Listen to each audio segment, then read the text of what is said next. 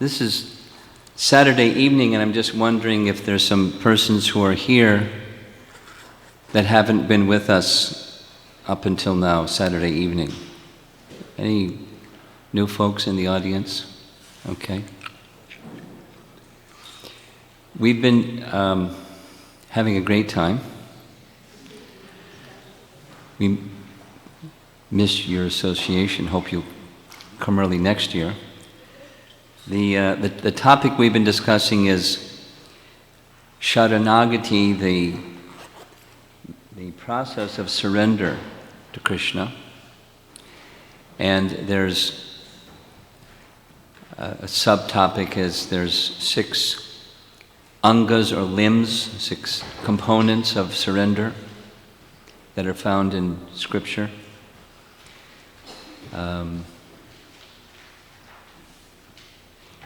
And we've been just going into that subject matter more deeply.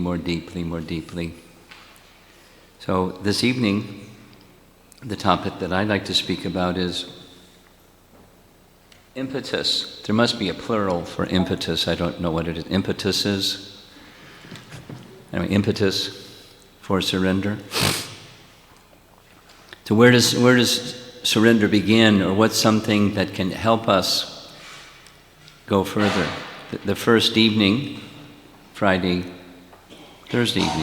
evening, we have a visiting devotee visiting us from San Diego. He's one of the principal editors for the Bhaktivedanta Book Trust, and he's been doing it for close to 40 years. He's pretty experienced at what he's doing, and I'm sure you're all, those of you that have been with us, he's lots of fun, very happy devotee and good communicator. At the very beginning, we discussed the last instruction of Krishna in Bhagavad Gita, 1866 is the verse, Sarva dharmam parityaja, mam ekam sharanam, surrender. And as a continuation of that same message, which at least I've been repeating, this surrender is not something that once upon a time I surrendered and then I'm good. I can coast. I reached a plateau and just leveled off, and not so. Progress, or if you're from Canada, it's progress, is necessary to continue in the process of surrender. I'm getting educated by our Canadian neighbors.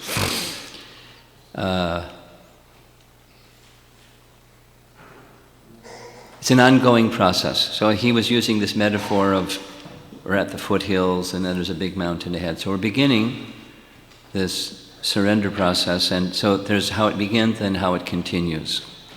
So that's the topic this evening, impetus for surrender. And I thought we'd begin with a nice verse from Srimad Bhagavatam, which we can chant responsively. The essence of this is anything that may be an impetus comes from the representatives of Krishna, or the devotees of Krishna, or the sadhus. So, sadhu sangha is where we get the impetus for surrender. It's how it happened for all of us. We wouldn't be here if it wasn't for someone who was carrying bhakti within their heart. We just somehow or another bumped into them, and they spilled a little bhakti on us from their bhakti vessel. They just gave bhakti, some attraction for Krishna. So that's it. That's the core impetus from which all of the other ones, that's why I started with this one. The other ones are also very nice. This is a teaching given by Kapila Dev to Devahuti. She recognizes, this is chapter 25, the beginning of Devahuti's instruction. It's long series of chapters, a very large section of the Bhagavatam, Kapila Dev's instructions. But she wants to know, because her husband has gone, Karma Muni, now that they have a son, Kapila Dev, who is elder enough to care for Devahuti, so he's gone to the forest to continue his meditation activity. And she knows that her son will not be with her forever either, so how will she continue with her quality of devotion? So through devotee association. It's how we begin, it's how we continue, it's how we complete the surrender process through association of devotees. So let's read responsively the verse. Satam prasangan mama virya samvidho bhavanti rit karna rasayana kata tajjo shanad ashvapavarga vartmani shraddha ratir bhaktir anukramishati.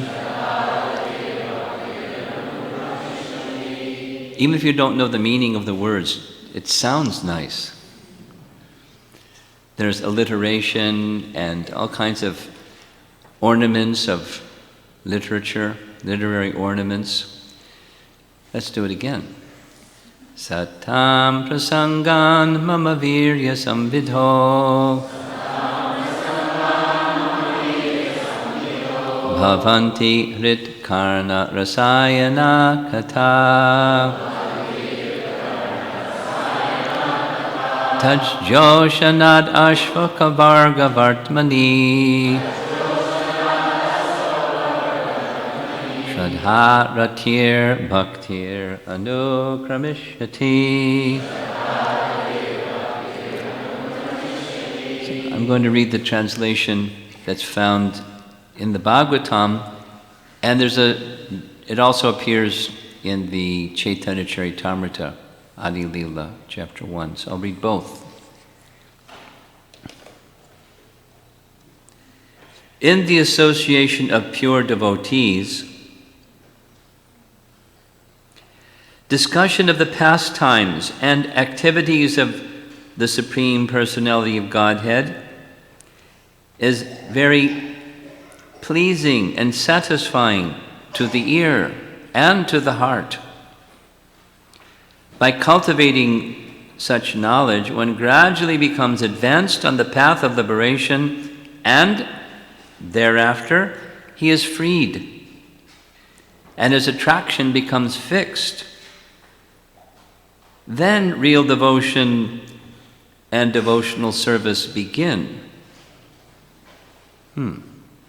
What were we doing before it began? And then devotional service, real devotion and devotional service begin. What that means is real devotion is spontaneous devotion that's unmixed. And before then it's mixed. So real bhakti is pure, and what we're doing now is sadhana bhakti, where there's a mix. But by continuing in proper association with proper activity and sustained practice, that spontaneous devotion that's unmixed and pure will come. And then real devotion begins. Real devotion and devotional service begins. Here's the translation. It's Adi-lila chapter 1, text 60. Those of you that have your electronic devices, you like to look these things up. Translation. The spiritually powerful message of Godhead can be properly discussed only in a society of devotees, and it is greatly pleasing to hear in that association. If one hears from those devotees The way of transcendental experience quickly opens to him, and gradually he attains a taste in knowledge that in due course develops into attraction and devotion. So the sequence at the bottom, Shraddha, Ratir, Bhaktir, Anukramishati in sequence. Anukrama, following step by step. These different stages of bhakti unfold. So it starts, the impetus is getting the association of devotees somehow by good fortune. There's a phrase that's used by Vishwanath Chakravarti Thakur. It means somehow or other. The causeless mercy of devotee. What's the cause of the causeless mercy of devotee? Well, there's no cause of causeless mercy. It's just somehow or other. Causeless mercy. Because devotees are merciful. But okay, devotees are merciful. Why is it that some persons get the association of devotees and others don't get the association of devotees? What's the cause? Well, it's causeless, somehow or other. It's a mysterious event. So this same idea, this is Kapila Dev speaking to Devahuti, and there's another very similar passage from our texts. And does anybody recognize where this is? Of course it's India, but where in India? Varanasi. Where in Varanasi? The Shashvamedha Ghat. What's significant about the Shashvamedha Ghat at Varanasi? Huh? A little louder? Rupa Goswami and Sanatana Goswami were given transcendental knowledge or knowledge of bhakti at this location.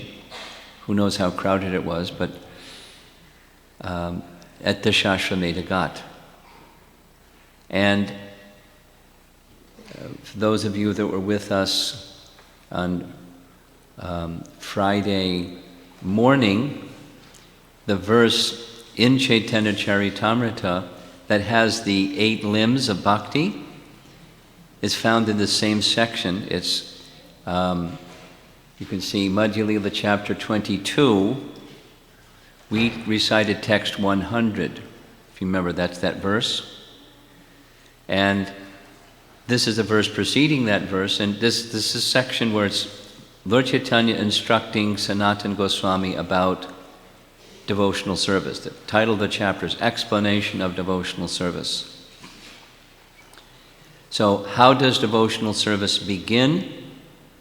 Well, devotional service begins by associating with those that are carrying bhakti in their heart.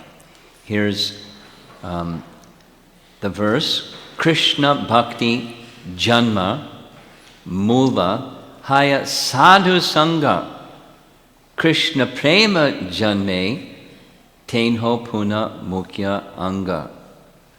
And the translation Prabhupada gave.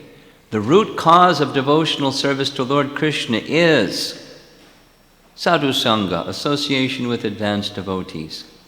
And then, second line, even when one's dormant love for Krishna, even when you attain the Krishna Prema stage, association with devotees is still most essential. Puna Mukhya Anga. Still. So devotional service in the beginning, devotional service in the end, and that means every place in between too. We require association of devotees. Interesting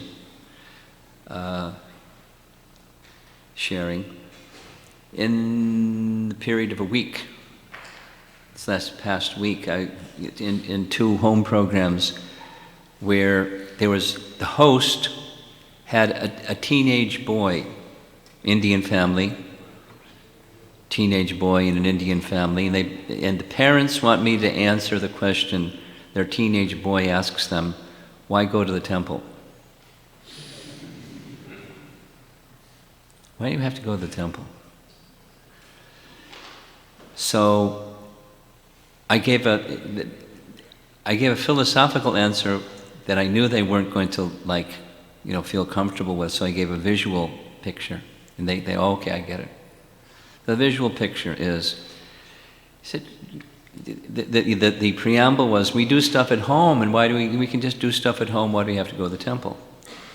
So I gave the example of some coals. You have a fire, and the fire kind of burns for a while, and then you have some coals here and some coals there, and they're glowing, but the fire has gone out. So you take those coals and move them closely together, and a little bit of fanning, and what happens? Fire comes out. The glowing capacity becomes more intense up to a flame. And they said, okay, I get it. That's why devotee association is why we go to temple and take the association of devotees. Because separate, there's still some glowing, but it's not the fire of devotional service. The same, just like these wonderful, the whole weekend, the wonderful kirtans in particular, and the deity worship and so on and so on. It's just very, very wonderful. In the beginning, in the middle, and the end. It's very valuable. So going now, I'm going to go forwards to that text 100 that has the 6 limbs of devotion, and some verse that's just before that, text 97. This is the author, Krishna Das Kaviraj, the author of Chaitanya Charitamrita, speaking about the impetus for surrender to Krishna before he gives the limbs of surrender is by knowing Krishna's qualities. If you know Krishna's qualities, well, you hear from the devotee about Krishna's qualities. And when you understand Krishna's qualities, you want to surrender to him.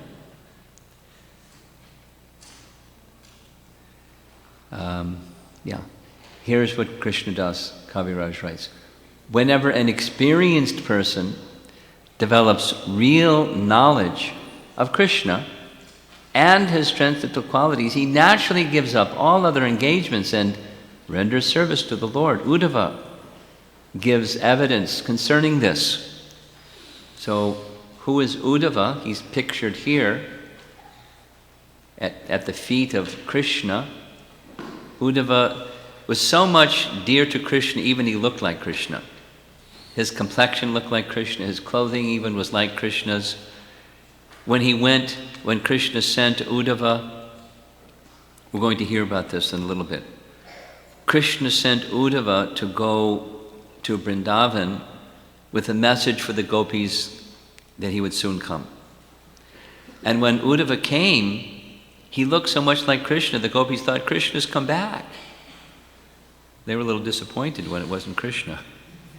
But they were happy that Uddhava reminded them of Krishna, even by looking so much like Krishna. And he was outside of Vrindavan, he was the most confidential associate of Krishna. We can think of different persons, like Arjuna, for example, dearmost friend of Krishna. Krishna chose to speak Bhagavad Gita to Arjuna because he was so dear to Krishna. But then there's another section in the Bhagavatam where Krishna is speaking to Uddhava. It's called Uddhava Gita. And Uddhava's, as far as Arjuna is concerned, as far as Brihat Bhagavatamrita is concerned, Uddhava is even more confidential to Krishna in his relationship with Krishna than Arjuna. And Uddhava speaks the following verse, and I'm going to ask one of our youth that likes to study Prabhupada's books. Where's Prahlad? Is Prahlad here? Yes, Prahlad. Do you know who is Bhakti? Aho Bhakti Yam Stanakala Kutam? No, Bhakti? No, Maharaj. Do you know who is Bakasura? Yes. Who is Bakasura, please? Give him the microphone. Give this young man, oh, he's got it, okay. Who's Bakasura? He's the bird demon that The Krishna bird killed. demon. Bird demon. And so his name is Baka, and this name here is Baki. And Baki means the sister of Baka. And do you know who Baki is? Putana? Putana. Very good. Okay, Subal, you can take the microphone back. You get an A in your exam. Maybe A minus. Oh, Baki. So it's a very famous verse. If you just hearing these lines, when you're familiar with the Bhagavatam, hearing this first line, it does something to your heart. Because it's Uddhava. The scene is, Krishna has just completed, I'll go back a little bit. Krishna, after the Kurukshetra battle was over and the Pandavas were restored the kingdom and Yudhisthira became the king and Bhishma Dev parted and all of that, Krishna went back to Dwarka. And when Krishna went back to Dwarka, the Pandavas knew Krishna's going to leave. His pastimes are completed. His purpose for coming into this world is now fulfilled. Krishna's going to leave. So they sent Arjuna with Krishna all the way from Hastinapur all the way back to Dwarka to get what's going on, what's up. And Arjuna didn't come back. So they knew why he didn't come back, but they didn't want to say it. But Krishna told Uddhava, I'm going to complete my pastimes very soon, and I don't want you to be alone. I want you to be with my devotees, because association with devotees is essential. So go to the Himalayas where the Narayan Rishi and his devotees are, and be with them, because then you'll be all right. So Uddhava didn't want to leave Krishna. He didn't want Krishna to leave, but Krishna gave him an instruction, so he started to leave. But he couldn't complete the journey. He came back. And by the time he came back, Krishna had left Dwarka. So he went mad, searching for Krishna, just like the gopis, searching for Krishna, throughout all of India. It wasn't even just in Vrindavan. He was just looking for Krishna, and he wasn't an FBI agent or something. He's just searching for Krishna, madly searching for Krishna. And all the way from Dwarka, finally, he found Krishna in Vrindavan, in a forest, underneath a young banyan tree, leaning against the tree, a young banyan tree, with his arms stretched down to his knees and his dhoti stretched out beneath him. And Uddhava went running and fell at Krishna's feet, crying and crying. I couldn't leave. I couldn't go to Narayan Rishi's ashram. So then this long section of the 11th canto Bhagavatam comes where Krishna narrates to Uddhava wonderful teachings, very elevated teachings. And then Krishna leaves. He said, I'm leaving now. You will not see me again. And he left. And he gave Uddhava some service so he could maintain his life, to go to Narayan Rishi and tell them all that I've told you, because I came into this world to give association to my devotees, but I didn't make it there, so you go as my representative. You're my ambassador to Narayana Rishi's ashram. And shortly after Krishna left, Vidura arrived. And Vidura started asking all these questions about Krishna. Oh, Vidura! Uddhava, what are you doing here? How nice to see you. How's everybody in Dwarka? How is Krishna and Balaram, etc., etc.? Just question after question. And that's just, he hit Uddhava's Krishna button. And he just went on for a chapter and a half just talking about Krishna. And this is one of his first verses, where he says, Oh, how wonderful it is. Putana, the sister of Bhakasura, wanted to kill Krishna by smearing deadly poison on her breast and having Krishna take it. Nonetheless, Lord Krishna accepted her as his mother, and thus she attained the destination befitting Krishna's mother.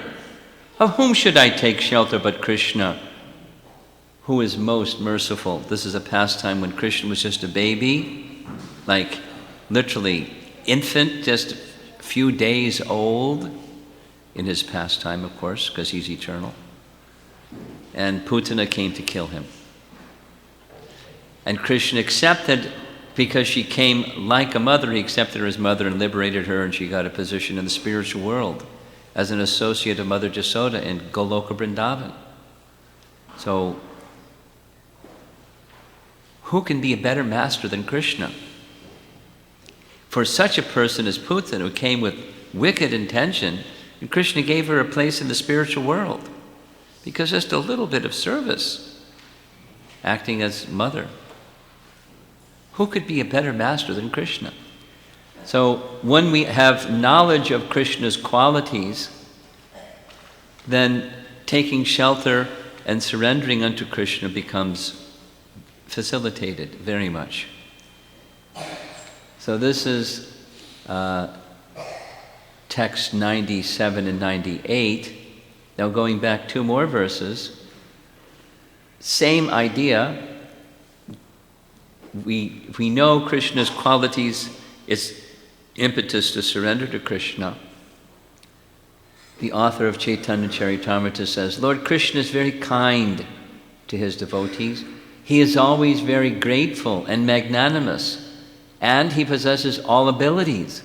A learned man does not give up Krishna to worship anyone else. It's not possible. Because through association of devotees, one can understand the qualities of Krishna, and understanding the qualities of Krishna, it's not possible to give up Krishna. And the person who spoke the verse that's just going to be quoted is Akrura. Prahlad, give that young man the microphone. Question 2.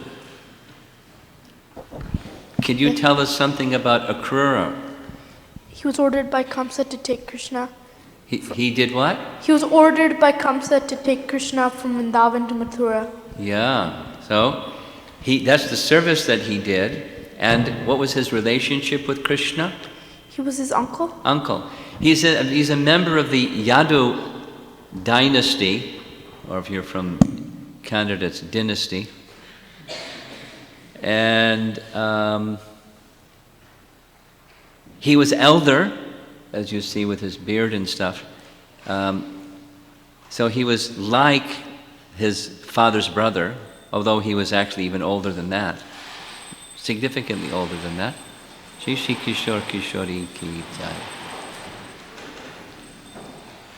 This is an artist painting of Akrura when he went in the chariot provided for him by Kamsa to go from Mathura to Vrindavan to bring Krishna to Mathura. He was just meditating. There's a whole chapter on the ride, the chariot ride, and his thoughts, meditating on what it's going to be like when he sees Krishna, how he'll be dressed. His peacock feather will be like this, and his dhoti will be like that, and dust from the hooves of the cows will be on his ashen face, and just meditating and meditating on the form of Krishna.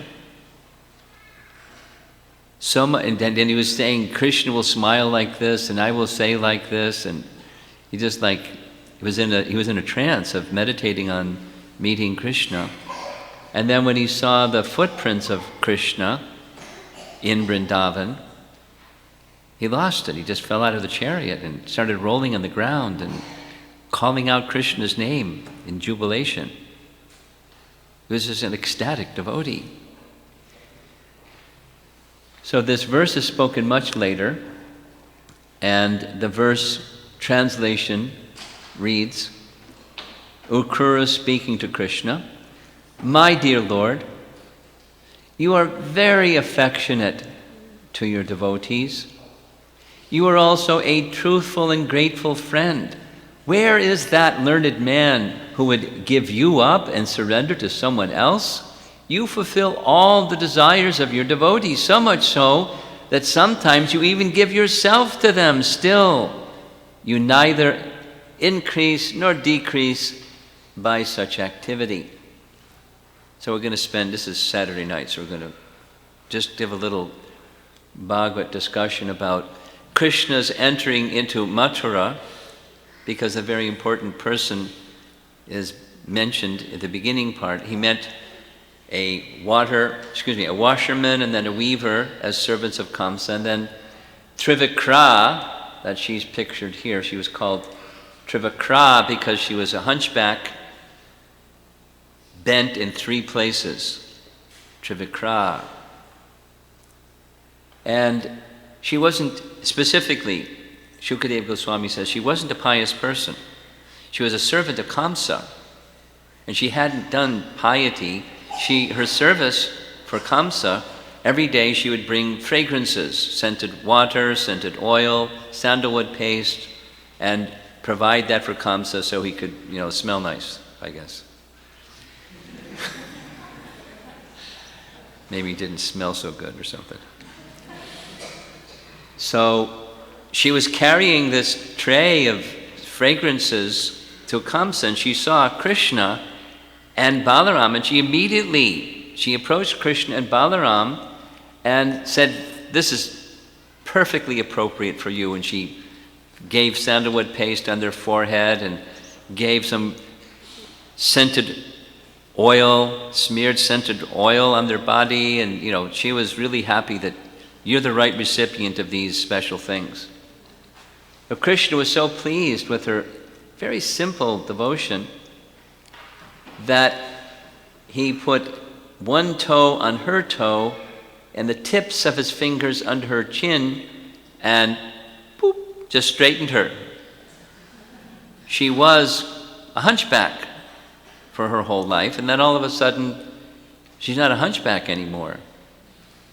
And the scripture describes that Kubja, another name is Trivikra or Kubja, she's an expansion of Krishna's Bhu Shakti.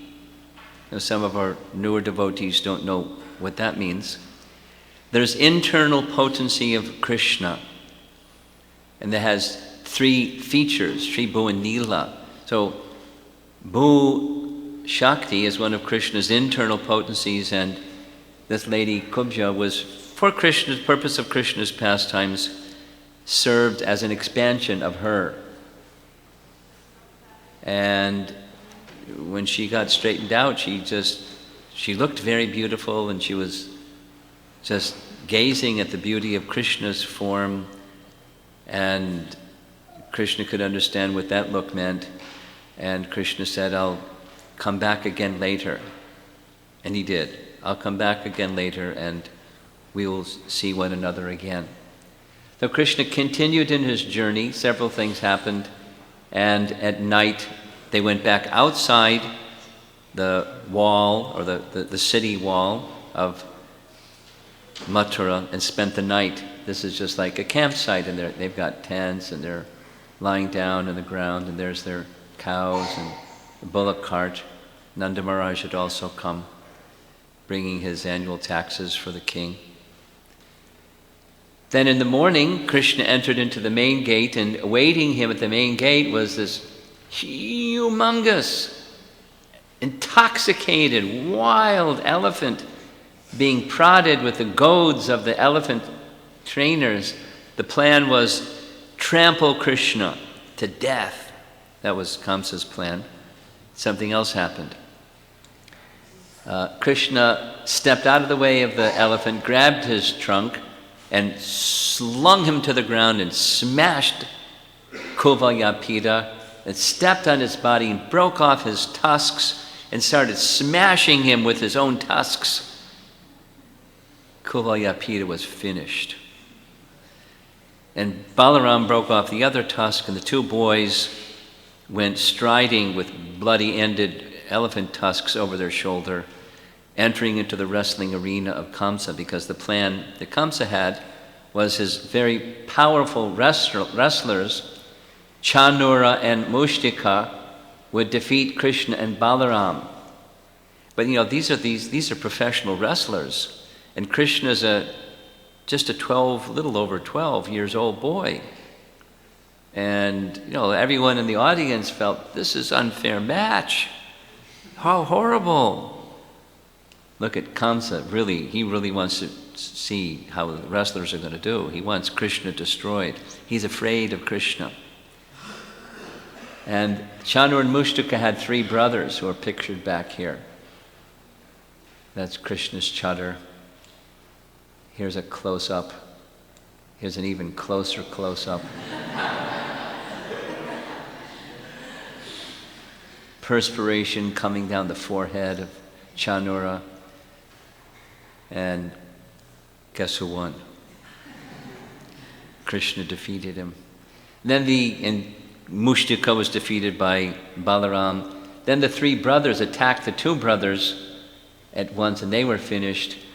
And then the description in Srimad Bhagavatam is Krishna was looking out of the corner of his eye up at that place where Kamsa was sitting, and he jumped up and grabbed Kamsa by the hair and threw him to the ground and thrashed him soundly. Krishna with one fist raised, holding his shoulder close up.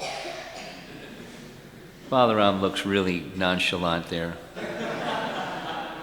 The cowherd boys, they really want to make sure that Krishna wins. Guess who won? And everyone was so afraid because Kamsa was so powerful and wicked and merciless. They thought maybe just knocked out and not dead, so Krishna grabbed him by the hair and just dragged him around the wrestling arena like a wet rag.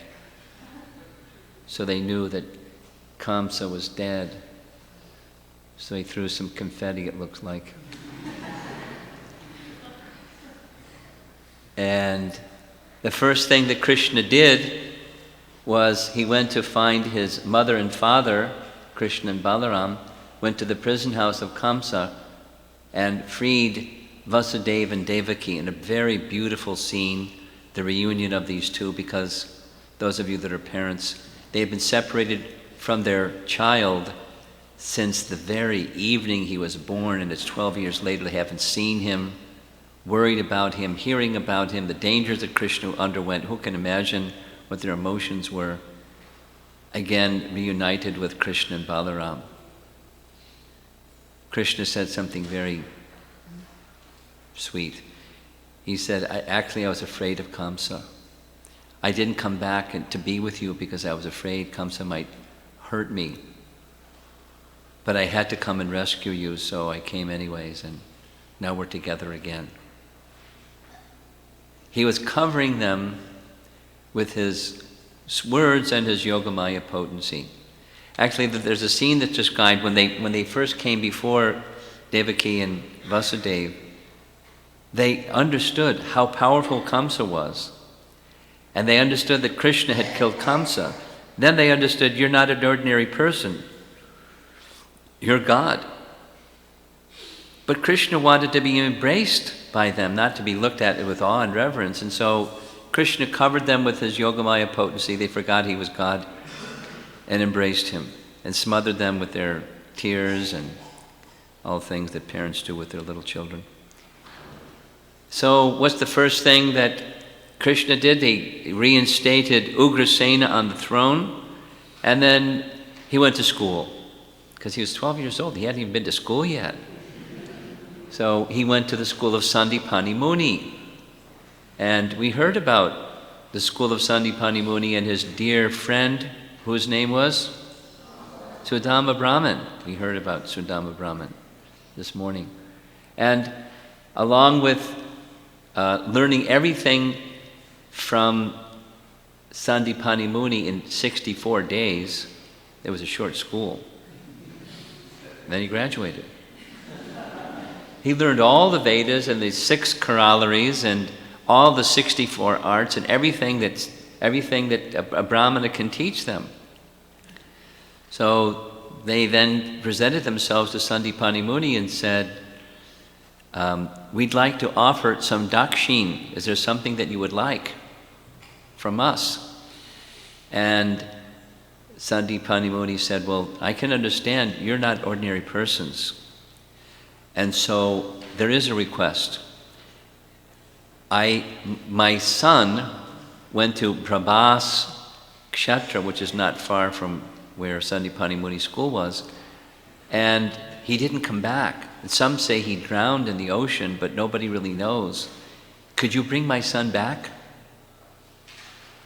So Krishna and Balaram went to Prabhas. They called the ocean personified, and this time, instead of like what happened with Ramchandra, he came. And he said, well, the Panchajana, a demon that lives within the ocean, he came and he swallowed your son. But if you go find him, maybe you can get the son back. So Krishna and Balaram dove deep into the ocean. They found Panchajana. He was in the form, there's different descriptions, but in the form of a conch. They smashed him. The child was not there. But then Krishna took the Panchajanya, those of you that know that name from Bhagavad Gita, or you've seen the cover, Krishna's blowing his conch shell, named Panchajanya, that's where he got it. It's a long description by our acharyas.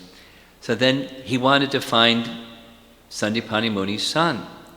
So he took his Panchajanya conch shell to the abode of Yamaraj and gave a real strong blast on his conch shell. And Yamaraj, who was a devotee of Krishna, came at once, and he was so happy. Krishna's come to this godforsaken place.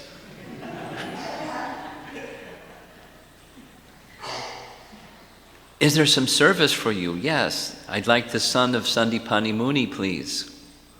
Can you arrange that?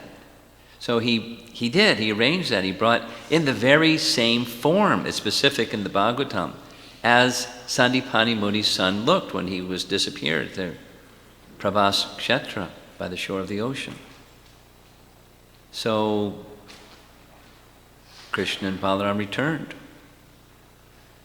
to Sandipani Muni's ashram and returned his son and said, Sandipani, would you like something else? Like, ready for duty, sir.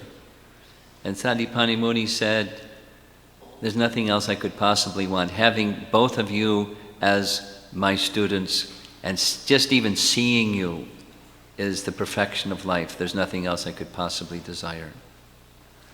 So Krishna returned with Balaram back to Mathura. Now again they're with Vasudeva and Devaki. But Krishna is concerned about the residents of Vrindavan, because remember, Akrura took Krishna from Vrindavan, and Krishna knows, because he's omniscient, he knows what they're feeling. They're feeling terrible separation from him.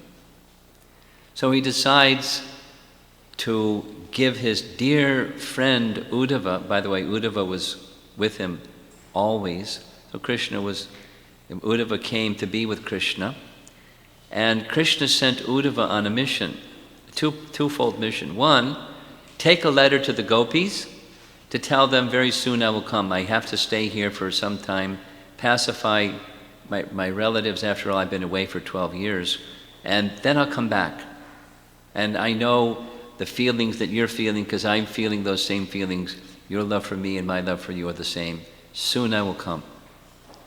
So it was to pacify the gopis, but it was a second purpose, which was to introduce Uddhava, his dearmost associate outside of Vrindavan, of the love in Vrindavan. The residents of Vrindavan have a very, very special quality of love.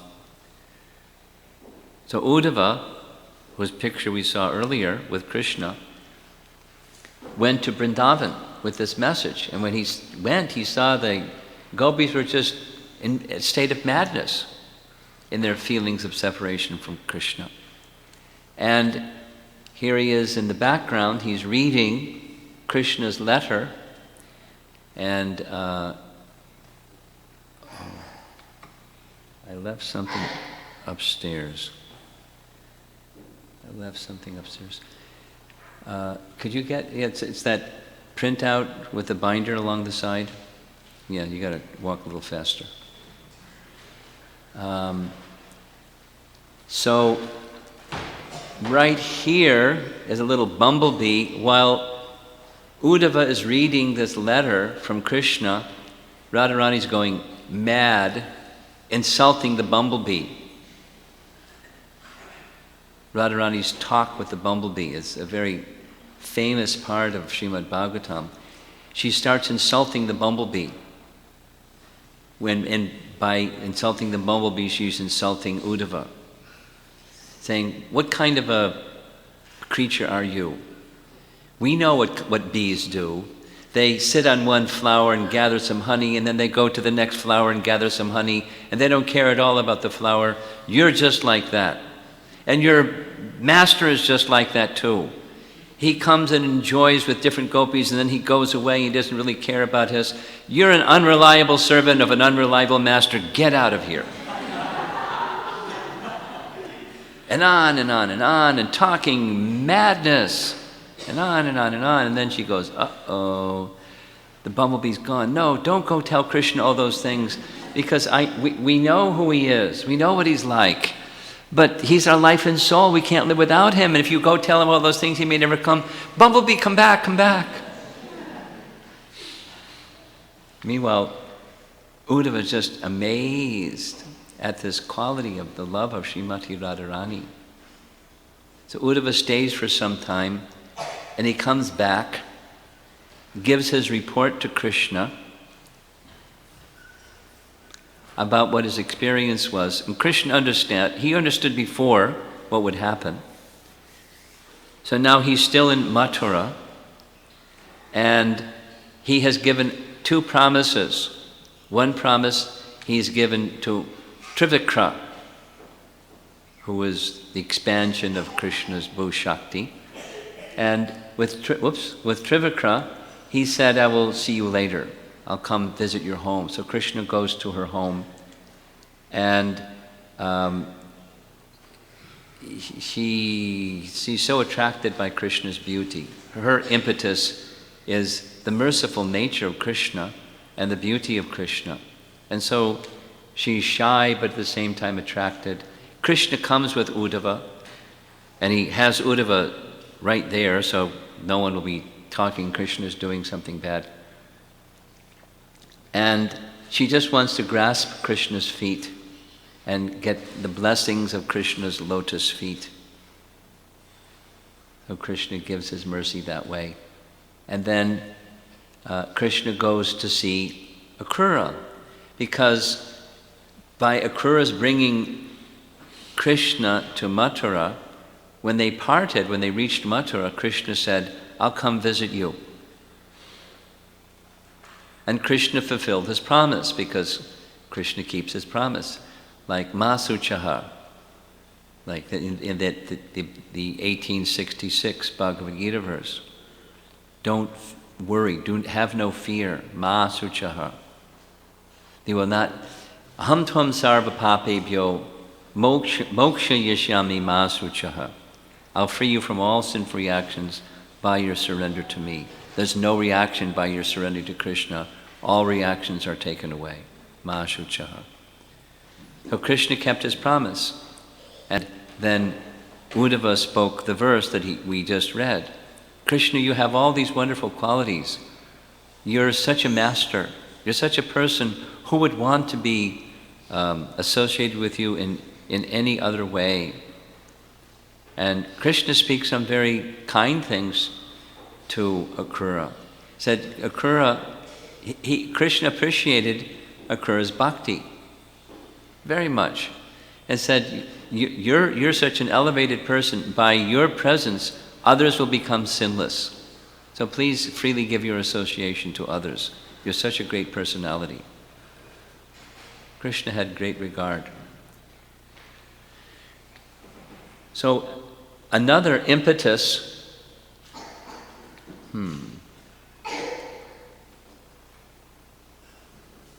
For surrender to Krishna is hearing about him. Who's this painting of? Rukmini. Who is Rukmini? She's the daughter of the king of Vidarbha, or Vidarbhi, or also known as Rukmini. Bhishmaka is her father, and Rukmini is said to be an expansion of the goddess of fortune. In fact, it gets even more technical.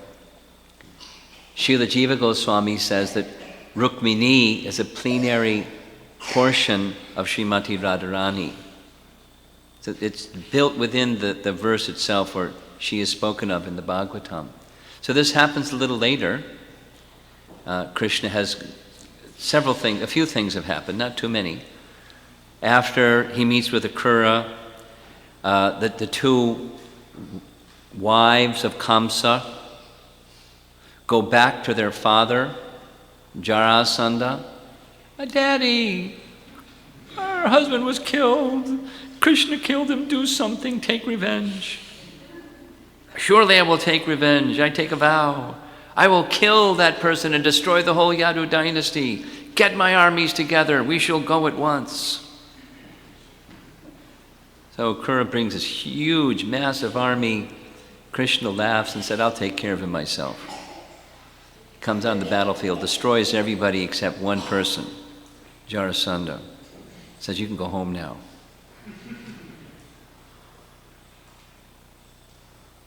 And he's so humiliated. He's thinking, just give up his life. And he gets back to his kingdom. His ministers say, no, it was just one of those things. You know how it's one of those things. And you're so powerful. You're Jarasandha. Go, Jarasandha, go. Get another army together. Krishna was thinking, this is a very good arrangement. I came into the world to kill the demoniac kings, and Jarasandha is bringing the demoniac kings so I can kill them. I'll just stay here in Mathura and fulfill the purpose of my appearance. He's doing a little seva. So many times that the same thing happened again and again and again and again. There's like the whole episode, and Kalyavana comes, and Krishna then takes the residents of the Yadu dynasty that are living in Mathura and settles them in Dwarka. So then after that, Krishna goes to Dwarka. So Krishna is now in Dwarka.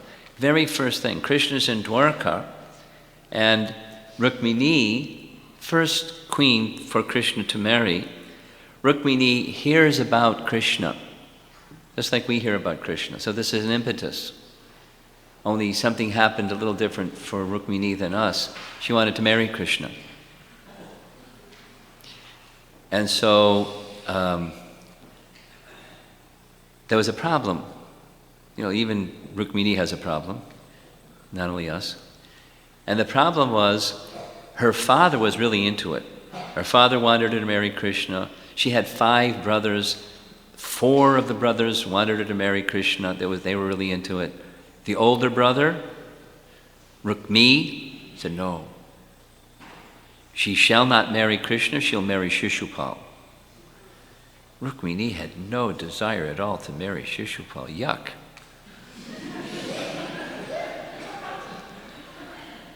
She had given her heart to Krishna.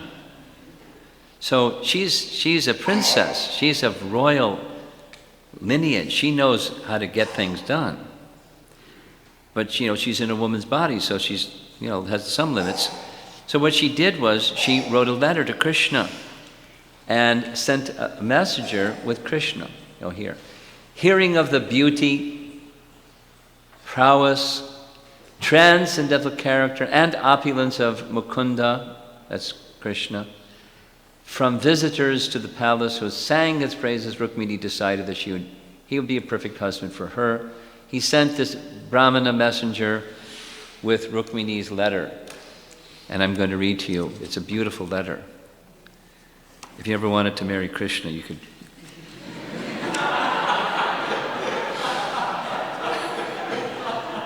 First read Rukmini's letter.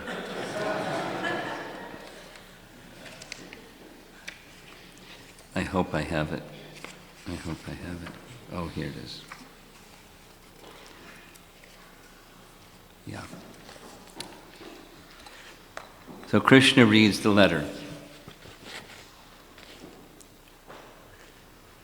O beauty of the worlds, having heard of your qualities which enter the ears of those who hear and remove their bodily distress, and having also heard of your beauty which fulfills all the visual desires of those who see, I have fixed my shameless mind upon you, O Krishna. O Mukunda, you are equal only to yourself in lineage, character, beauty, knowledge, youthfulness, wealth, and influence. O lion among men, you delight the minds of all mankind. What aristocratic, sober-minded, and marriageable girl of a good family would not choose you as her husband when the proper time has come? Therefore, my dear Lord, I have chosen you as my husband, and I surrender myself to you. Impetus for surrender. Hearing about Krishna. Please come swiftly, O Almighty One, and make me your wife, my dear lotus-eyed Lord. Let Shishupal never touch the hero's portion, like a jackal stealing the property of a lion. She doesn't like Shishupal. If I have sufficiently worshipped the Supreme Personality of Godhead by pious works, sacrifice, charity, rituals, and vows, and also by worshipping the demigods, brahmanas, and gurus, then may Gadagraja come and take my hand, not Damu Ghosha's son, that's Shishupal's father, or anyone else. Oh, unconquerable one, tomorrow, when my marriage ceremony is about to begin, you should arrive. She gives him like the strategy how to do it too. She's really good. You should arrive unseen in Vidarbha and surround yourself with leaders of your army. Then crush the forces of Chaija and Magadendra and marry me in the Rakshasa style, winning me with your valor. Since I will be staying within the inner chambers of the palace, you may wonder, how can I carry you away without killing some of your relatives? But I shall tell you a way. On the day before the marriage, there is a grand procession to honor the royal family's deity. And in this procession, the new bride goes outside the city to visit goddess Girija. That's Durga. O lotus-eyed one, great souls like Lord Shiva hanker to bathe in the dust of your lotus feet and thereby destroy their ignorance. If I can obtain your mercy, I shall simply give up. If I cannot obtain your mercy, I shall simply give up my vital force, which will have become weak from the severe penances I will perform. Then, after hundreds of lifetimes of endeavor, I may obtain your mercy. Pretty good letter, huh? So Krishna smiles. He tells the messenger, take the message back to Rukmini, I'll be there. Just as she indicated, tell her I'll be there.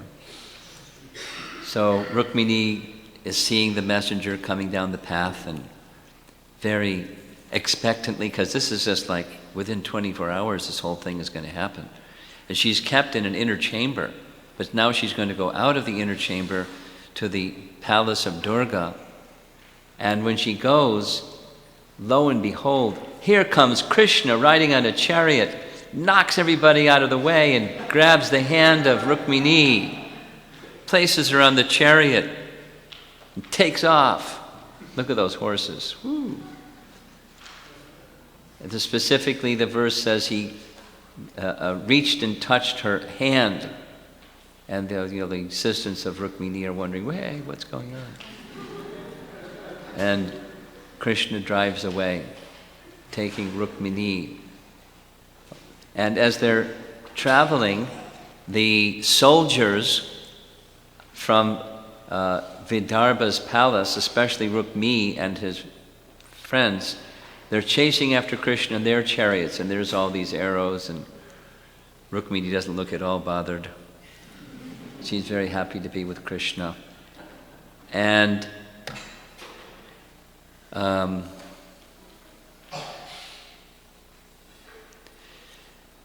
Krishna escapes, of course, and then, of course, Krishna marries Rukmini, his first queen.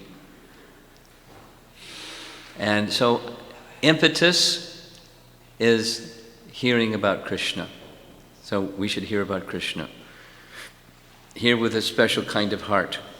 Appreciate his qualities, his beauty, his compassion, his kindness, and all of his other wonderful qualities. And not just like it's a storybook, but he's our eternal, lovable object. Then there's another impetus, and that's in the case of Sudama, not Sudama Brahmin this time, but Sudama the florist. Very nice description. Sudama lived in Mathura city, and what do florists do? They gather flowers, and then they sell the flowers that they've gathered. So he heard that there's a really special place very nearby in Vrindavan. There's lots of nice flowers. So he went to gather some flowers in Vrindavan. And one day, when he was gathering flowers, lo and behold, he saw Krishna with Balaram and the cowherd boys and the cows. And he was stunned, just seeing Krishna. He didn't gather too many flowers that day. He was just absorbed in seeing Krishna. So regularly he would go to Vrindavan and just from a distance, just see Krishna. So he had developed desire to surrender to Krishna. He actually was praying that may Krishna one day come to my door. There's the description in, I forget which scripture it is, that in his previous life, he was a gardener, that every day, he was a devotee of Krishna in his previous life. Krishna hadn't appeared yet, but every day he gathered 500 flowers, every day, and placed 500 flowers at the altar of Lord Shiva with his prayer that one day, may I have the personality of Godhead Krishna come to my home. And he did that every day. So his desire was fulfilled when Krishna came to his home. He said, everything has been fulfilled just by your entering into my home. And his devotion was so strong, so like with Kubja, his devotion was so strong, but his was built up over a period of time. In fact, more than one lifetime. Krishna said, you please me so much by your devotion, ask anything that you like. He said, just seeing you is what I wanted. But since you've asked, then I ask that I'll always be engaged in some service to you lifetime after lifetime. I'll always have the association of your devotees, so from them I can hear about you. And I'll always have a friendly disposition towards all living entities. That's my prayer. Very beautiful. So by hearing about Krishna, by seeing Krishna, then in Bhagavad Gita, this is quiz time for Bhagavad Gita, an impetus for ending to Krishna is knowing Krishna's position. So I'm going to give you, please raise your hand, don't just blurt it out. What is the message that Krishna gives in Bhagavad Gita 7:19? I see one hand over there. What's the verse? Bahunam janmanam ante jnanvam mam prapadyate vasudev sarvati samatma sadurlabha. And the verse means? After many, many lifetimes, the person who is in knowledge, he surrendered to Krishna, consider him the cause of all causes. So knowing that Krishna, Vasudev Sarvam Iti, Krishna is the cause of everything. Samahatma Sadurlabha. That person will surrender to Krishna. It's very, very rare to find such a person. Then somebody else, Bhagavad Gita, a little more difficult, 10.7.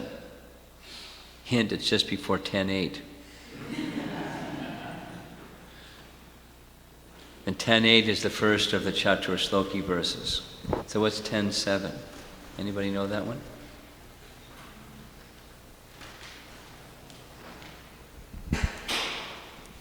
Etam vibhutim cha yogam cha mama yo veti tattvataha Yeah, sovikalpena yogena. I can't remember the last line. I don't either. Huh?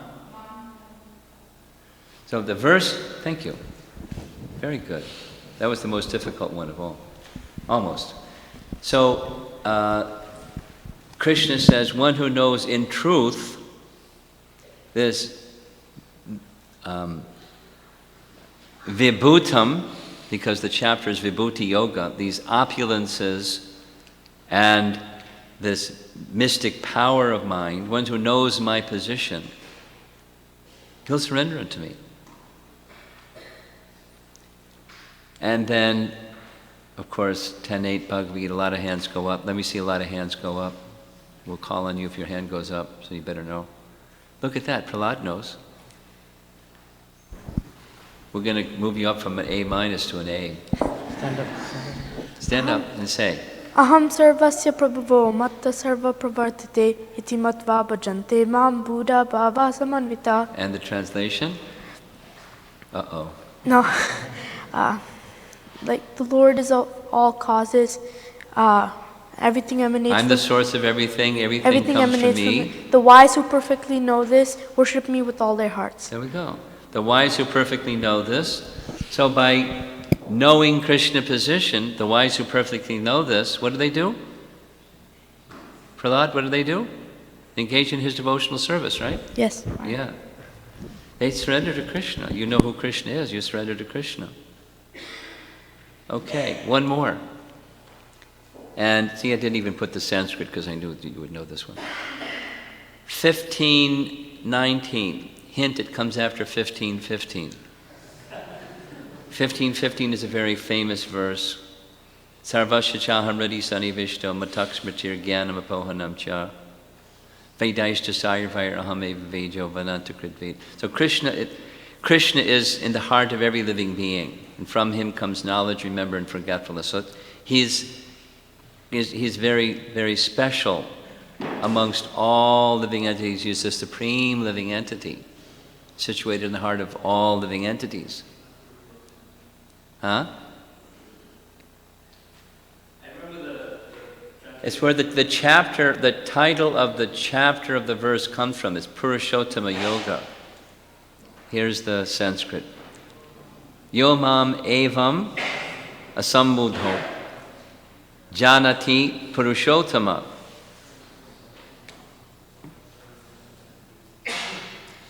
So persons who know that Krishna's position is that he is the Purushottama, Purusha Uttama, the Supreme Person. Those persons who know his position will surrender to him and engage in his loving service. And there's other verses. If you know Krishna's position, so knowledge of Krishna's position, read Bhagavad Gita, it's impetus to surrender to Krishna. I just had this experience just about a week ago. I was in Orlando, Florida, and there's a little temple in Orlando, Florida, and the person that's in charge of that temple, the president, is Trivikram Swami.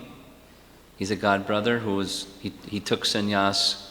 I was at the place where he took sannyas, Prabhupada took sannyas.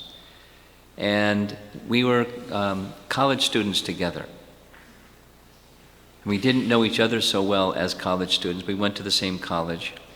And I was just describing, because somebody asked, how I started Krishna consciousness. And I went through this little explanation that I had read 7 translations of Bhagavad Gita before I even had Prabhupada's Bhagavad Gita. Because I thought it was something, special, but I couldn't understand it. And I got 5 of them from the library, because 2 people independently gave me 2 other translations. And Trivikram Swami sat up and said, I did the same thing. He said, but I was going from somebody gave me a Bhagavad Gita. I said, no, it can't be. So I was going to prove it's wrong. And I ended up, and I was convinced it was right. But he read 4, and the 4 he read, he couldn't understand it. Then he got Prabhupada's Bhagavad Gita, and then it was easy to understand. Same thing. So association, back to the first message, sadhu sangha. You need association of devotees, and through association of devotees that can teach you Krishna's position, this impetus to surrender.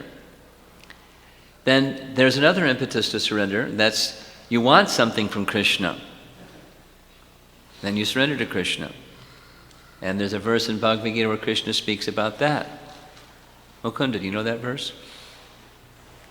Sure. Chaturvidha bhajante. 2 kinds of pious people surrender unto me.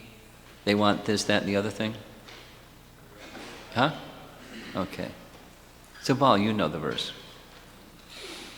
Oops.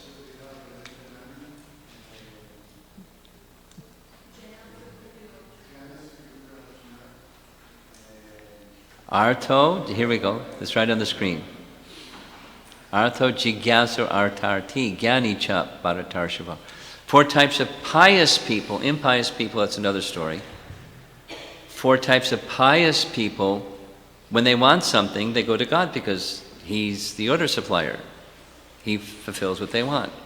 So the 4 categories are, they're distressed, or they want some economic improvement, or they're curious, or they want knowledge. I want. So you want something, you may surrender to Krishna because you want something. And this is concluding, just 2 slides and we're done. Dravita's not here, but these are 2 verses that he quoted, and so I just wanted to honor Dravita and say it a little slower than he did because he quotes verses really fast. This is spoken by Uddhava to Krishna in this Uddhava Gita section of 11th Canto Bhagavatam. Dashtum janam sampaitam bilesmin kala hina kudra sukhoru tarsham. I'm not Dravita. I can't recite verses like he recites verses. He spends hours every day just reciting verses. He's amazing. Here's the translation, text 10. This is Uddhava speaking to Krishna about the impetus to surrender to Krishna. O Almighty Lord, please be merciful and uplift this hopeless living entity who has fallen into a dark hole of material existence where the snake of time has bitten him. Remember him quoting this?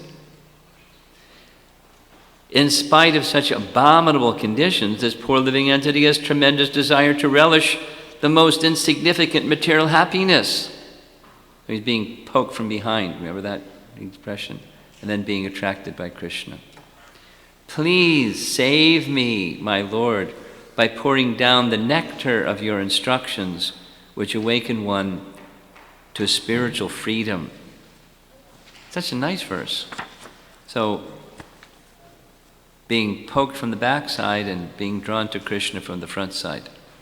Go to Krishna because it's not nice on the backside and Krishna is very attractive. Let's go to Krishna, where spiritual existence becomes accessed by the instructions that come from Krishna to Uddhava. And then the final message here is another verse that he quoted from Prahlad Maharaj, speaking to Lord Nrsingadev. And I believe I have the translation below. O Great One, O Supreme Lord,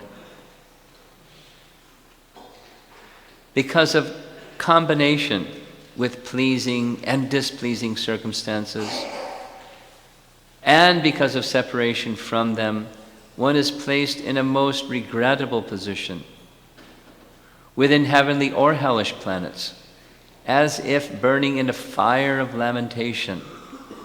That's the material circumstance. Although there are many remedies by which to get out of miserable life, any such remedies in the material world are more miserable than the miseries themselves. Sounds like medicine. Therefore, I think that the only remedy is to engage in your service. Kindly instruct me in such service. Impetus is recognizing our circumstance. Now, the nature of Maya is it's deluding us into thinking it's nice. Exactly as being said here, taking the regrettable, it's from the previous text. What Uddhava was saying, that one is regrettably trying to find just even the slightest little happiness in this pit of snakes. We're being bitten by the serpent of time. We're still trying to find happiness here. Pursuing happiness through fruitive activities where there is no happiness. Pursuing water in a desert where there's no water. Just a mirage. Very pitiable condition.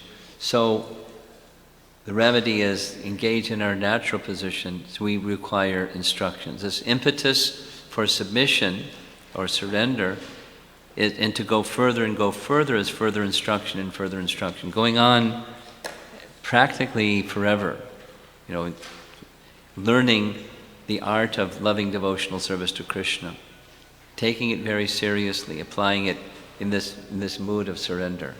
These are some examples of impetus for surrender. We can turn the light on. See if there's any discussion. Over here.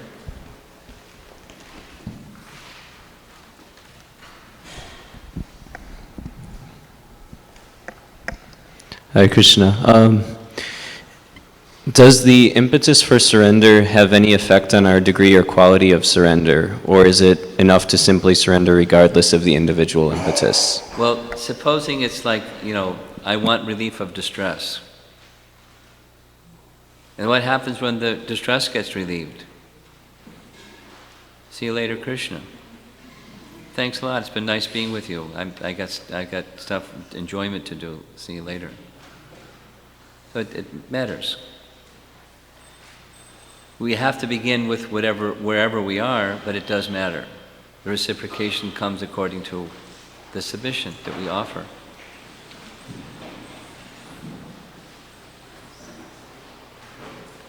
Like Dravida was describing this principle of sankalpa.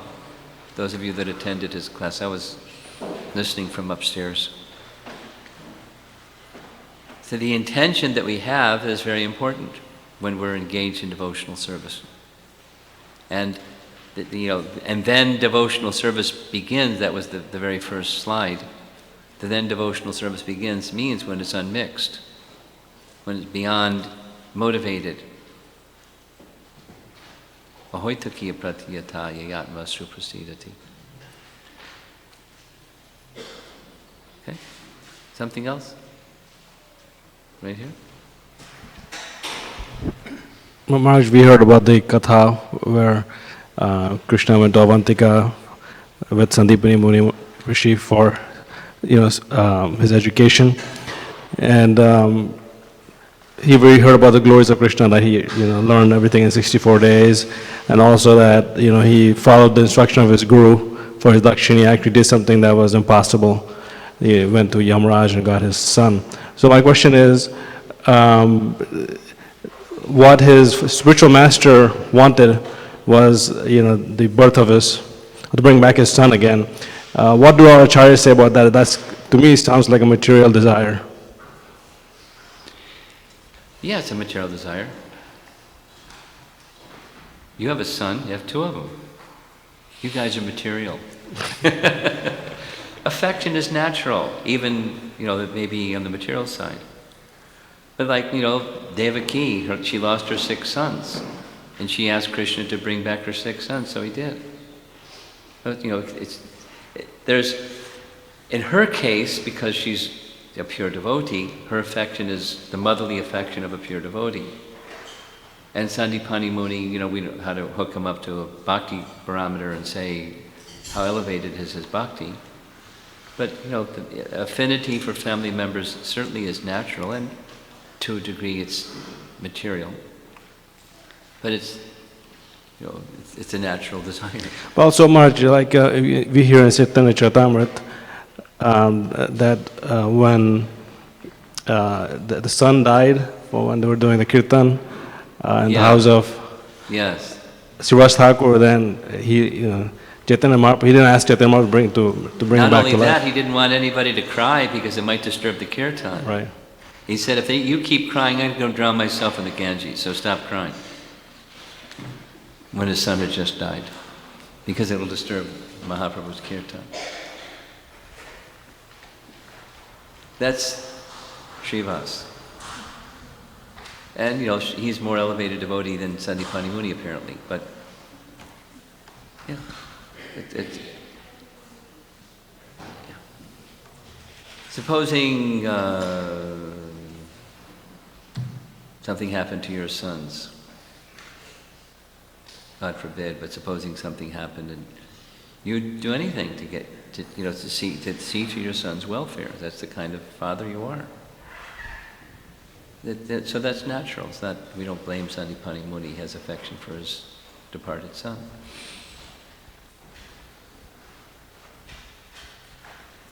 Yeah, Prahlad.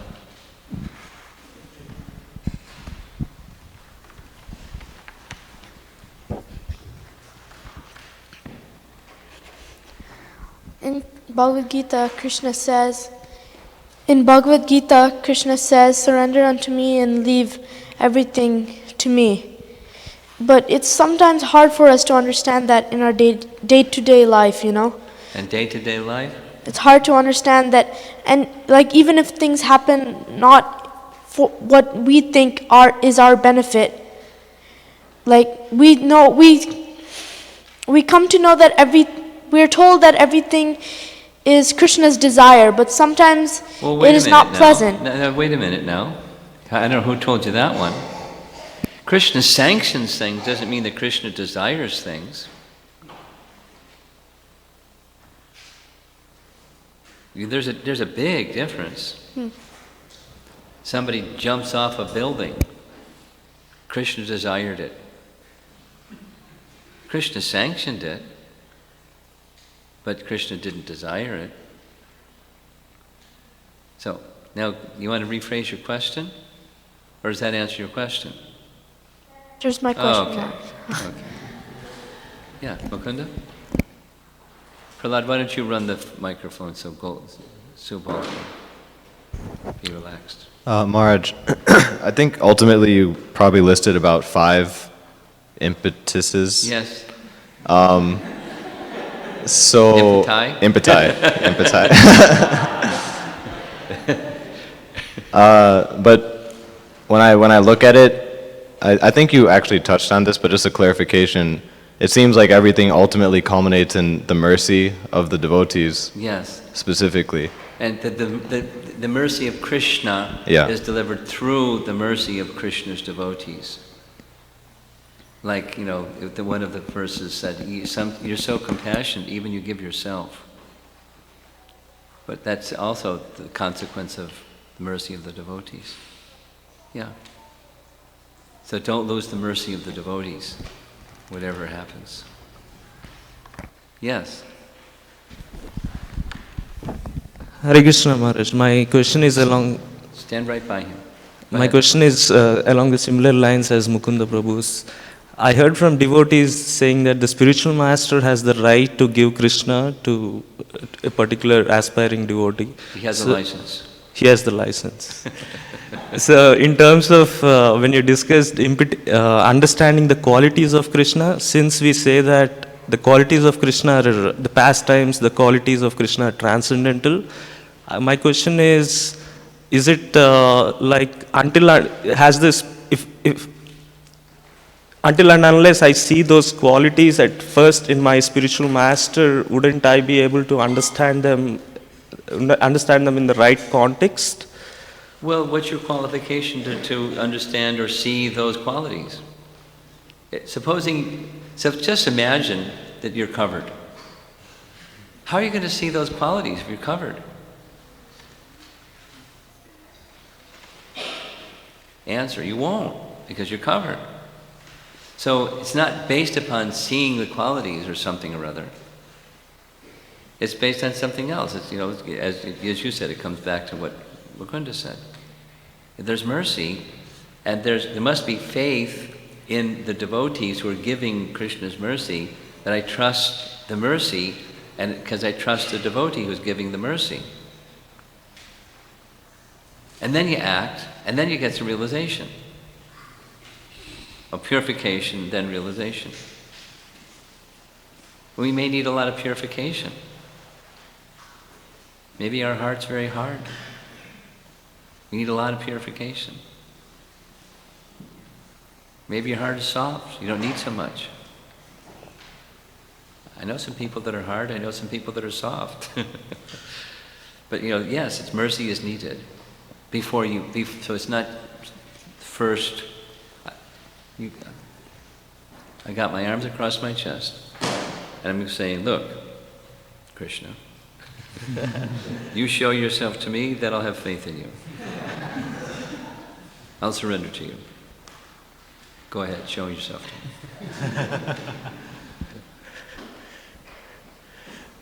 Okay? Maharaj, my intention was mainly that since we say the Lord's pastimes or qualities are transcendental, another way to phrase the question was how can I understand them in the right context? In the right context? Yeah. I don't understand your question. How do you understand them in the right context? Just the context is the process of hearing from proper sources. Make sure you have a proper Srimad Bhagavatam with Bhaktivedanta purports, then you're good. That's the right context. And in the association of devotees, that's another right context. All right? Hare Krishna Maharaj, I have one question from yesterday's class. Sure. It was discussed that devotee should have faith that Speak slowly. it was discussed yesterday that a devotee should have faith that Krishna will protect. So my question is that what is that Krishna will protect? One common understanding will be this material body or my job or something. No. So what is the body's going to perish. Yeah. Krishna will give you an eternal body. Okay. I mean, when this one drops, you may get an eternal one, but it's not, you never get a bump or a bruise, or no one will ever say anything mean or nasty to you, and it's never going to get cold out. And never too hot either. Perfect climate. No, just the right amount of rain, and only at night. Okay. So in the case of Abhimanyu and the sons of Draupadi, Krishna protects means once they leave this. Ultimately your relationship with Krishna is protected. Your Krishna consciousness is protected, ultimately. Now there may very well be other kinds of protection, and there may not be. Maharaj Parikshit was protected within the womb. But then later the snake bird came. So it's not always the body. But the orientation of the heart toward Krishna will be protected for his devotee. And extraordinary things do happen with even ordinary devotees. Their lives are saved when it could be destroyed.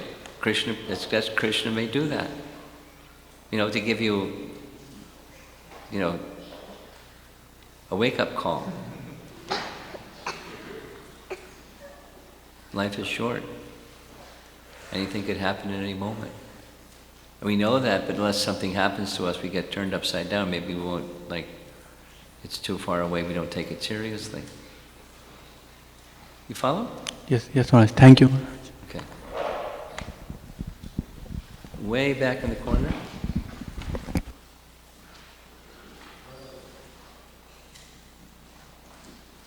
Maharaj, in the same lines, Krishna is the maintainer. How do we understand that one? How do you understand that one? Yes. How do you not understand that one? I mean, should we be seeing in a material level that Krishna is maintaining all living entities? Everything, there isn't something, say it in reverse, there isn't something that doesn't come from Krishna. Everything comes from Krishna, and Krishna maintains to whatever degree something is maintained. Now, supposing, let's say, Jitendriya is living a long life. He's been maintaining this building very nicely. But where does Jitendriya get the ability to maintain the building? Krishna can take it away. He's using that maintaining the building capacity in Krishna's service, but it's Krishna that's maintaining the building.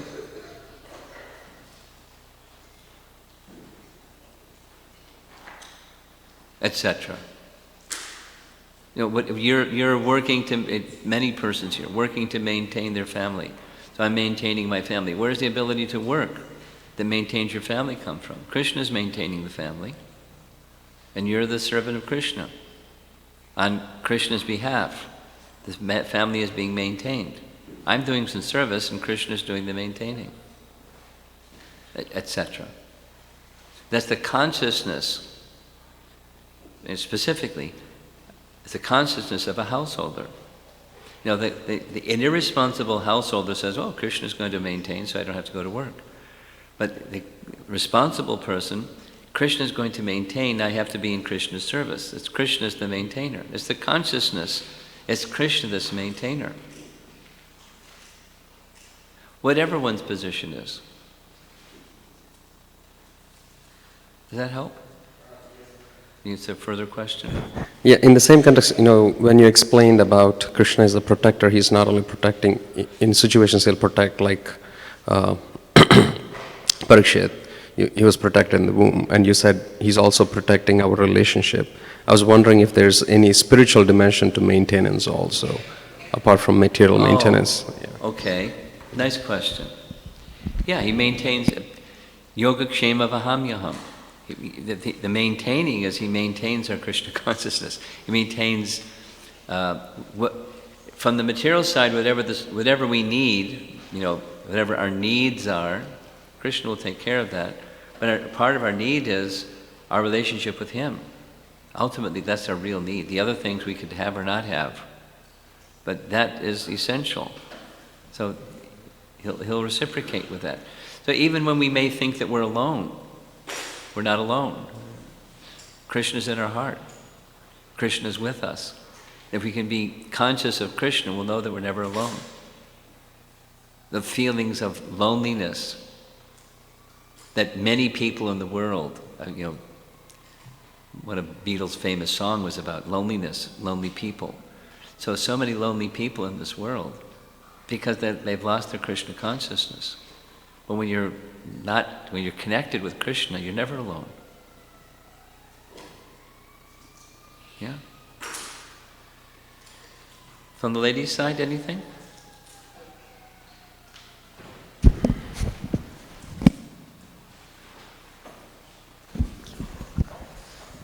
Maharaj, when you were answering Prahlad's question, Yeah. you had said that everything happens because Krishna sanctions those things, not necessarily because he desires them.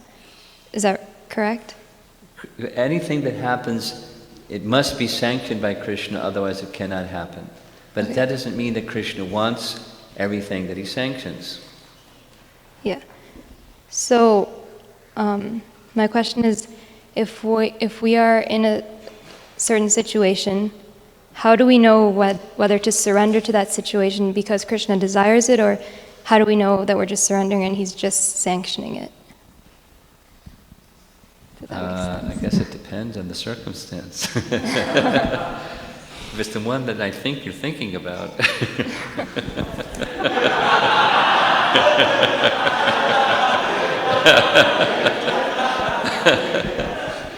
How do we know if Krishna wants it? Well,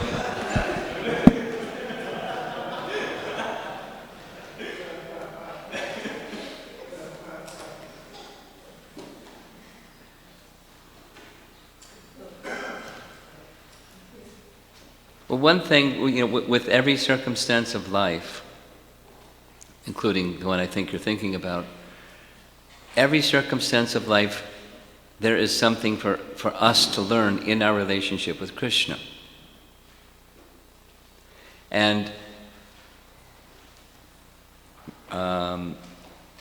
so what Krishna may want is not necessarily this particular circumstance, but Krishna wants us to learn something, and it can be this circumstance or another circumstance, and it'll keep repeating, fortunately, although we may think it's unfortunately, until we learn the lesson that Krishna wants from us. So, rather than looking at the circumstance as, is this what Krishna wants or doesn't want, look at what's the lesson that Krishna would like me to learn from this circumstance. And it may not be easy to understand. Like Bhishma says to Maharaj Yudhisthira, it's not easy to understand the purpose of the Lord.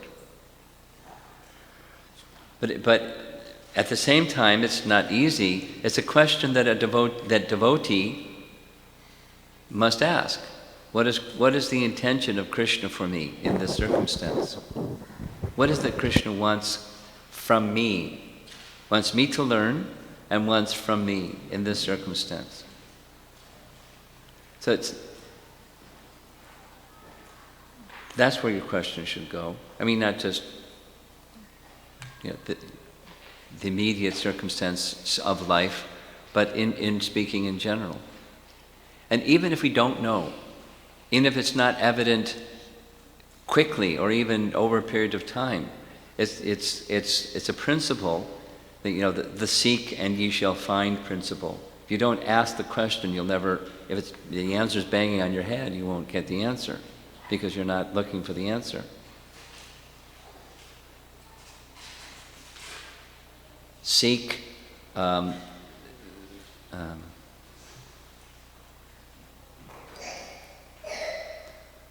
I said, I don't need to say it again.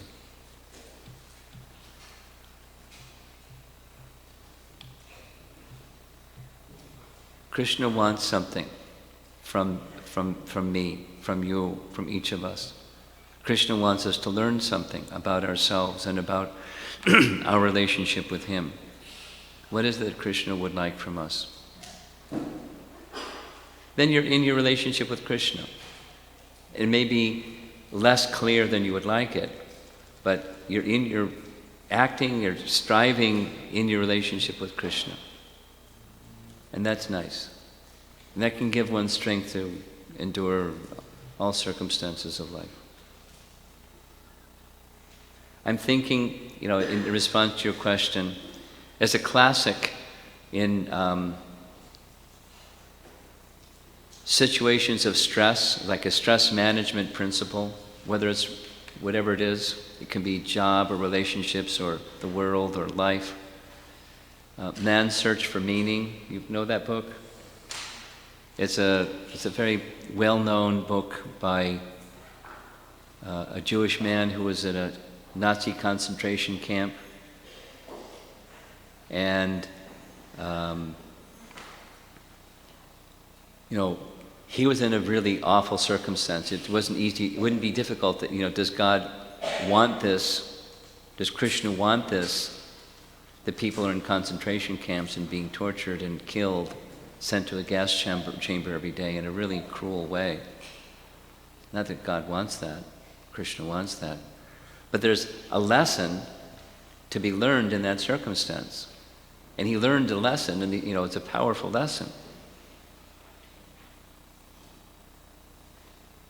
You can choose, and one of his messages is you choose, free will is operative at every moment.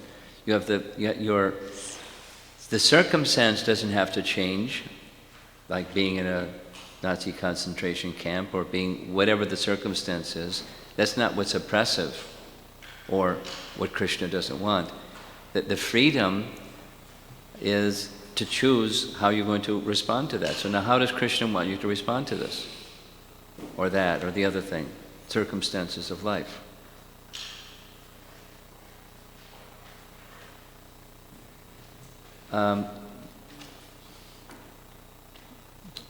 Can you think of one person that you know?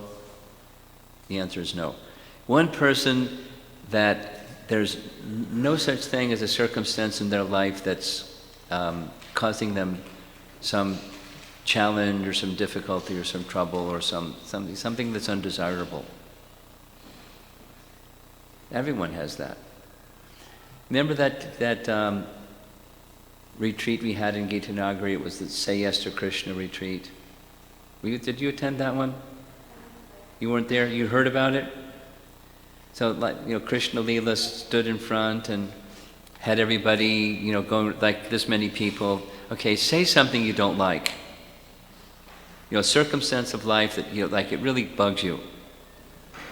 And, once they got into the hang of it, they had, Post-its, those big, flip chart things. It had some 10 of them, 12 of them filled up real fast. Everyone laughing and laughing about things they don't like. And then, so that's saying no to Krishna. Now how do you say yes to Krishna?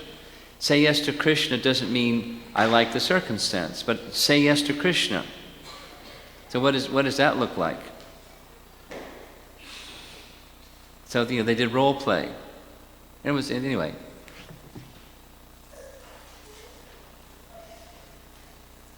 What does Krishna want? Then say yes to Krishna. Not necessarily say yes to the circumstance, but say yes to Krishna. And then you're in a spiritually powerful position to properly address the circumstance in a way that would be pleasing to Krishna. Oh.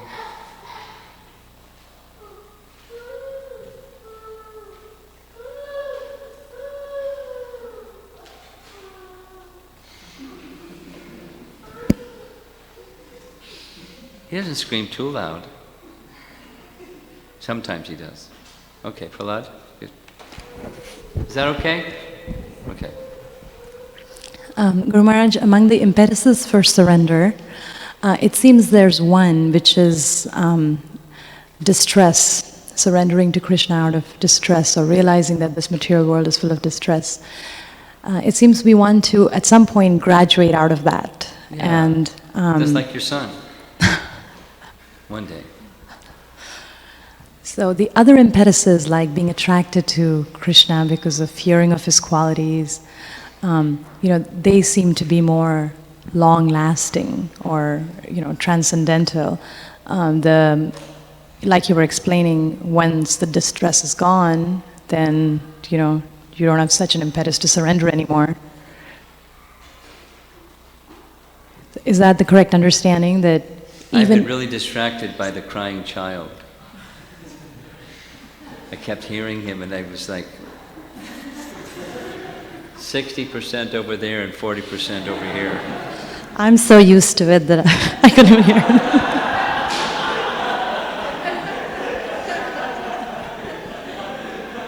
There's advantages to being a mother and disadvantages to being a sannyasi. And there's advantages to being a sannyasi and disadvantages to being a mother. We just have to find the right situation for ourselves.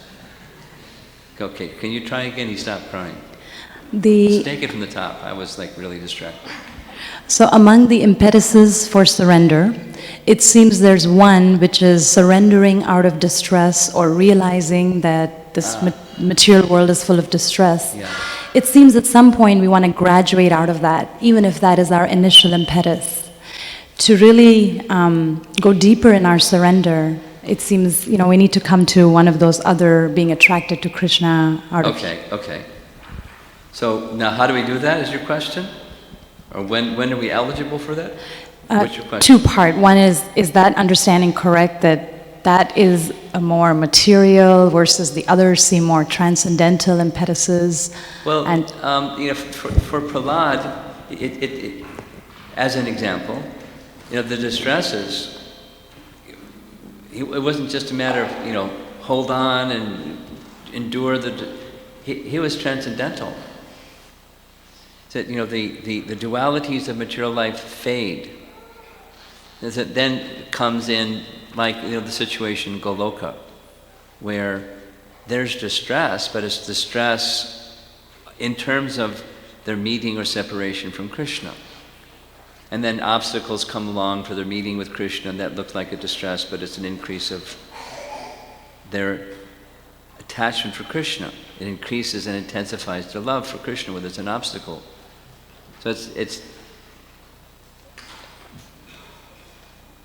for a materialist hearing such things, it may be either sound fanciful or it also looks like misery. But it's not. It's just varieties of happiness, varieties of intense love. So in other words, say the same thing in a different way. This is a reflection of that. And that's ecstatic, and this is miserable. It's a reflection of that. This may look like that, but it's not. Because here, it's all miserable, whether it's varieties of misery, a lesser degree, like that example that that Uddhava was saying to Krishna, just holding on to a little piece of happiness in the midst of so much misery, and that looks like happiness to somebody. It's all miserable because it's forgetful of Krishna, and then when there's remembrance of Krishna, it looks like misery, but it's ecstasy. So it's not exactly right. As it's not. You paint it utopia, and then I'll leave behind the misery, and now it's utopia. But it's not utopia. The negation of this becomes what utopia is. It's not like that. It's not like that. There's all variegatedness. As here, so above. It's all variegated. But the variegated is with Krishna at the center.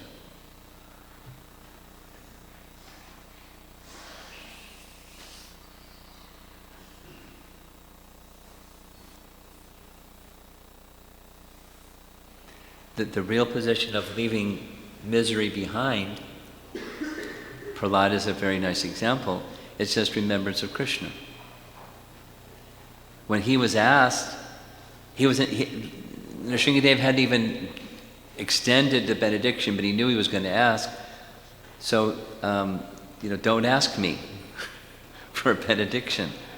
And if there is, for me, I don't need anything, because I just remember you, and everything is taken care of. But there is one thing, the conditioned souls are suffering. That's my anxiety. So, it's just, it's a transcendental kind of happiness, is to have compassion for others, like Prahlad has, where it's a whole other paradigm, it's the spiritual paradigm.